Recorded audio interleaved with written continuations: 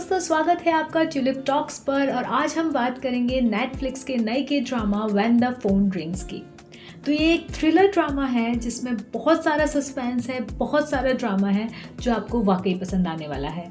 इसके अभी सिर्फ 2 एपिसोड्स आए हैं और हर फ्राइडे और सैटरडे को आपको इसको नए नए एपिसोड देखने को मिलेंगे। कहानी घूमती है बैक सायोन और उनकी पत्नी हीजू के बीच। सायोन एक प्रतिष्ठित राजनीतिक परिवार से आते हैं।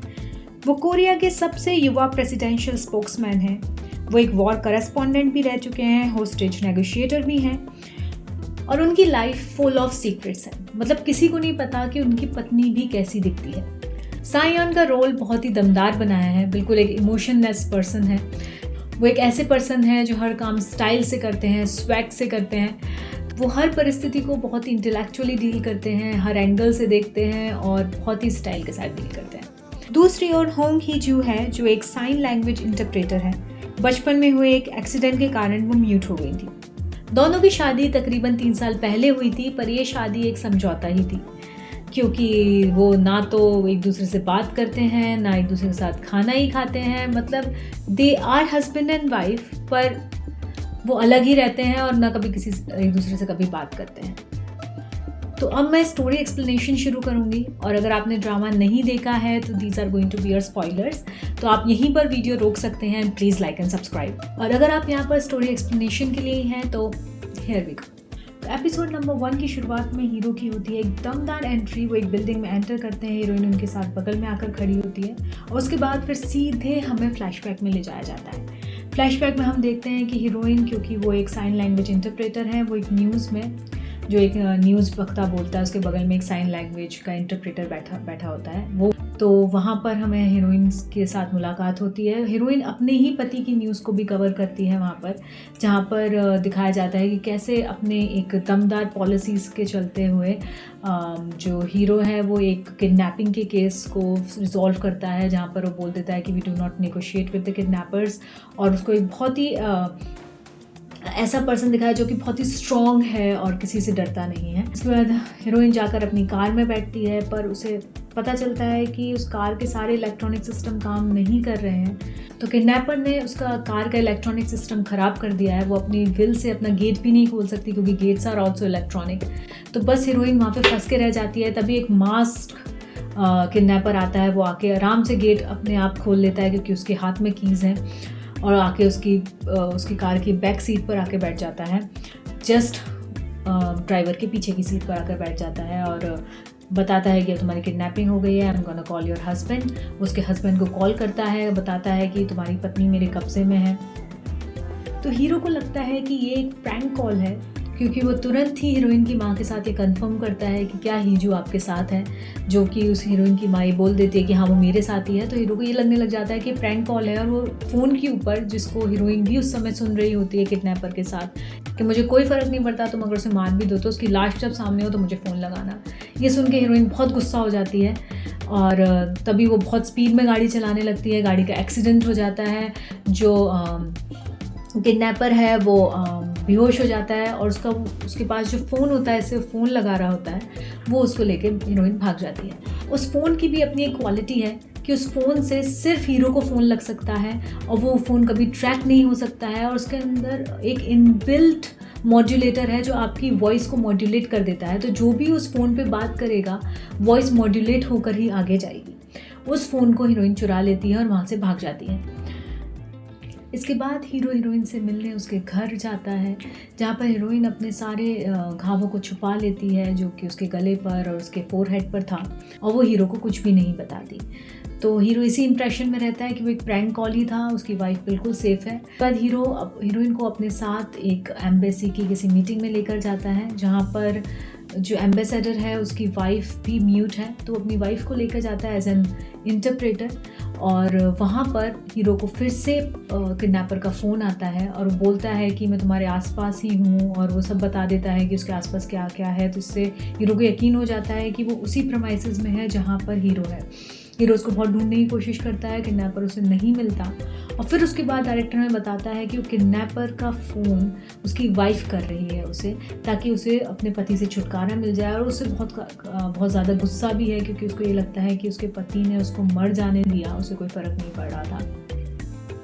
तो यहाँ पर हमें पता चलता है कि हीरोइन बोल भी सकती है। ये कैसे हुआ, अचानक से कैसे बोलने लगी, ये हमें नहीं पता। हो सकता है कुछ ऐसा इंसिडेंट हुआ हो जिसके बाद उसने अपनी वॉइस रिकवर कर ली, पर उसने ये चीज़ कभी तक किसी को नहीं बताई है, उसने अपनी मदर को भी वाली बात नहीं बताई है। तो हीरो को पता चल जाता है कि उसकी वाइफ का एक्चुअल में किडनैपिंग हुई थी, और यहाँ पर एपिसोड नंबर 1 ख़त्म हो जाता है।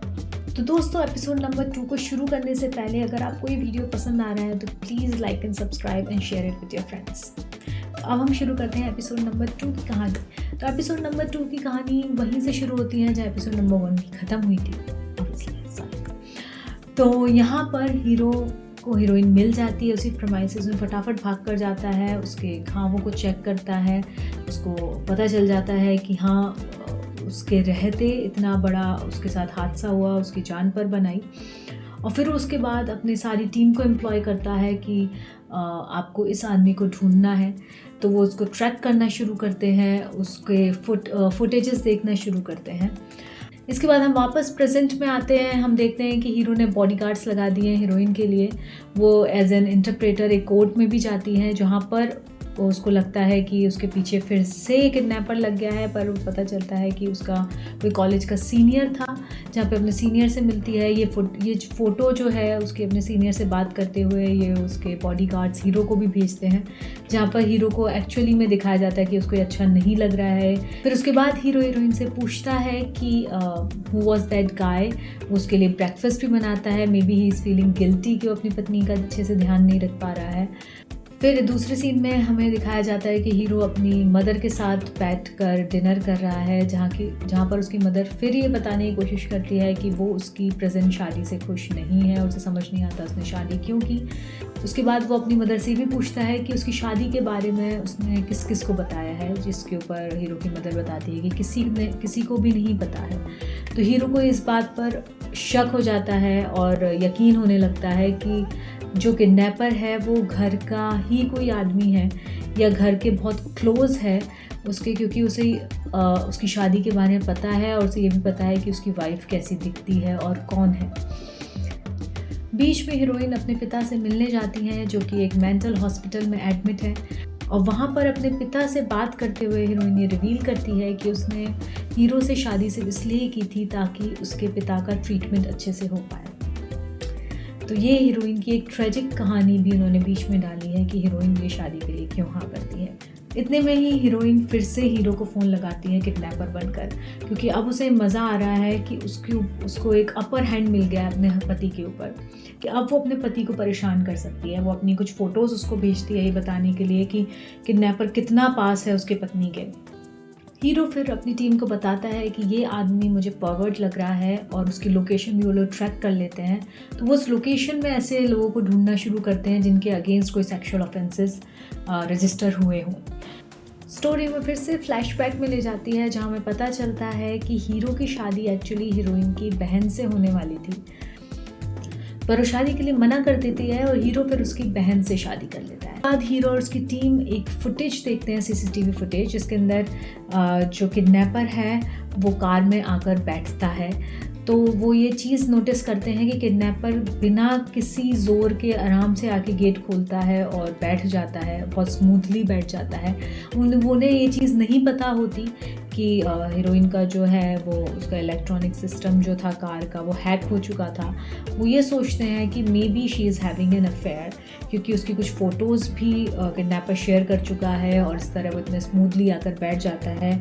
और इस इन्फॉर्मेशन के साथ हीरो जो है बहुत गुस्सा हो जाता है। अगली बार जब किडनैपर का फ़ोन आता है, जो कि उसकी वाइफ ही है जो किडनैपर बन के बात कर रही है, वो उसके साथ बिल्कुल डील करने की कोशिश नहीं करता और उसे बता देता है कि तुम्हारी ज़्यादा अटकी पड़ी हुई है मुझसे बात करने में, मुझे कोई मतलब नहीं तुमसे बात करने का। इसके बाद हीरोइन बहुत ज़्यादा गुस्सा हो जाती है। वो उसे समझाने की कोशिश करती है कि उसको हल्के में ना लिया जाए। अचानक से उसे फ़ोन के अंदर से ही एक बहुत तेज़ ब्लास्ट की आवाज़ सुनाई देती है और इसके बाद हीरो का फ़ोन लगना बंद हो जाता है। वो वापस अपने घर जाती है और जब वो न्यूज़ देखती है तो उसे पता चलता है कि किडनैपर ने, ऐसे ही एक मास्क्ड मैन था जो उसके लगता है, हीरोइन को लगता है कि शायद उसका किडनैपर ही होगा, वो उसके ऑफिस में जाता है और वहाँ पे धमाका कर देता है।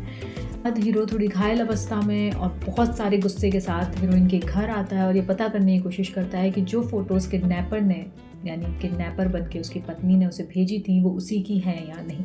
इसके साथ ही एपिसोड की एंडिंग होती है फिर से एक फ्लैशबैक के साथ 3 साल पहले, जहाँ पर हीरो खड़ा होता है और वो हीरोइन की बहन जिसके साथ उसकी शादी होने वाली थी उसके साथ टेक्स्ट मैसेजेस के थ्रू बात कर रहा होता है। अंदर हीरोइन की बहन उसे बताती है कि वो नहीं चाहती उसके साथ शादी करना और वो शादी को तुरंत ही कैंसिल कर दे, वरना वो उसके सारे सीक्रेट्स सबको बता देगी, उसकी पूरी फैमिली के सीक्रेट्स खोल देगी। तो हीरो उससे पूछता है कि क्या उसकी बहन की शादी किसी कंस्ट्रक्शन कंपनी के मालिक से होने वाली है। तो हीरोइन की बहन उसे बताती है कि यस, हीरोइन की मतलब मेरी बहन की शादी मेरी माँ एक ऐसे कंस्ट्रक्शन कंपनी के मालिक से करवा रही है जो कि जिसके साथ शादी होना उसकी लाइफ को नर्क बना देगा। तो हीरो खुद फिर ये सजेस्ट करता है कि I will marry your sister, तो हम ब्राइड्स को स्विच कर देते हैं। तो इसके साथ ही हमें पता चलता है कि कहीं ना कहीं हीरो हीरोइन को प्रोटेक्ट करने के लिए शादी कर रहा था, पर क्या सर्कमस्टेंसेस थे, क्यों कब प्रोटेक्ट कर रहा था, फिर उसके बाद 3 साल तक बिल्कुल भी उससे बात क्यों नहीं करता है, उसे नेगलेक्ट क्यों करता है, हमें नहीं पता। इसके लिए हमें आगे के एपिसोड्स के लिए वेट करना पड़ेगा जो फिर फ्राइडे और सैटरडे को नेटफ्लिक्स पर आएंगे, और वो स्टोरी मैं फिर से आपको एक्सप्लेन करने की कोशिश करूँगी। अगर आप चाहते हो आपको उसकी नोटिफिकेशन मिल जाए तो प्लीज़ सब्सक्राइब कर लीजिए, बेल आइकन को प्रेस कर दीजिए, लाइक कर दीजिए। Till then, bye bye.